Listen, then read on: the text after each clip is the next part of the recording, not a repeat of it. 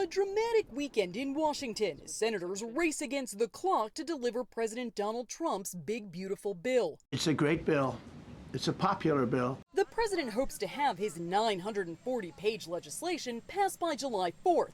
The House narrowly passed its own version last month, but after the Senate makes changes, it will have to go back to the House. I hope that what we're going to receive is a product that is substantially similar to what we see over in the House. Senate Republicans and Democrats are gridlocked over the details. We're going to make sure that hardworking people can keep more of their money. This bill is a big, beautiful betrayal of the middle class. Here's what's in the bill that's causing the biggest battles. The multi-trillion-dollar spending package would lower federal taxes and increase spending for the military and border security.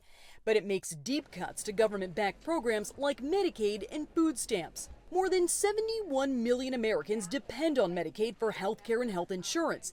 And roughly 42 million Americans rely on the Supplemental Nutrition Assistance Program known as SNAP for food assistance. Even some Senate Republicans are worried about what those cuts would do to the people in their states. I think that the Medicaid cuts are directionally right, but I think very difficult for the states to absorb. GOP senators hope to vote on the bill Monday. Senate Republicans have to decide. Choose the American people or bow down to Donald Trump and his coterie of billionaires.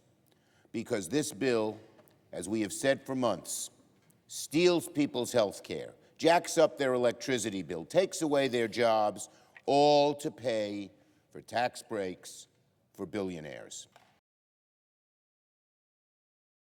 This is the ultimate codification of our agenda. Republicans are scrambling to pass President Donald Trump's sweeping domestic policy legislation by his self-imposed deadline. That's after the Senate parliamentarian called for revisions. GOP leaders say they hope the Senate can rework the bill and pass it this weekend. After that, it would still have to go back to the House, and Trump wants to sign it by Independence Day. We'll deliver a record tax cut, a record spending cut, a record investment in border security. Republicans are using a process called reconciliation for the bill. It allows Senate passage with a simple majority, but it's largely for budget legislation.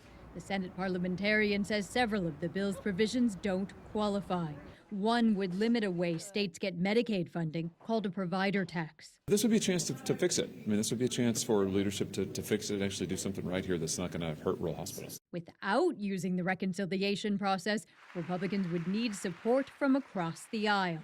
Democrats say they don't want to cut Medicaid and food stamps to offset trillions of dollars in tax breaks. It is morally bankrupt to ask working and middle Americans to bankroll tax breaks for billionaires at a time they're struggling to pay for groceries and rent.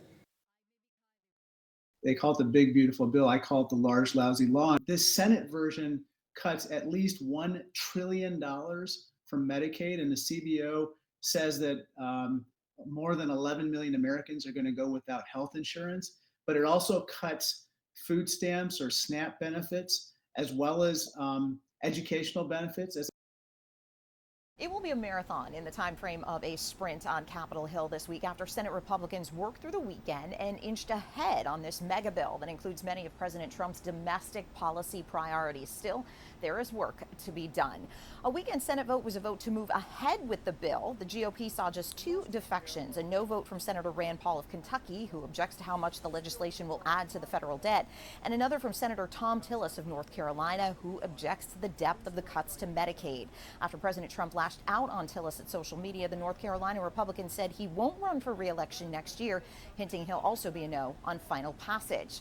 A scoring by the nonpartisan Congressional Budget Office underscored the concerns of both flanks of Republicans who have expressed doubt about the bill and how challenging it may be to reconcile them. The CBO said the Senate version of the bill will add $3.3 trillion to the federal deficit over the next decade, more than the House version, and drawing the attention of fiscal conservatives. And for moderates concerned about cuts to Medicaid, the CBO estimated nearly 12 million more Americans will be uninsured by 2034, again more than the House version. On Monday morning, the Senate kicked off what's known as a voterama, a marathon voting session where senators can offer as many amendments as they want to vote on before a final vote on the bill. And after a final vote, the Senate-approved version still needs to go back to the House for a final vote. Remember that July 4th deadline was imposed by the president, so there's no real pressing need for it to be met other than the president's insistence. At the White House, I'm Karen Kafa.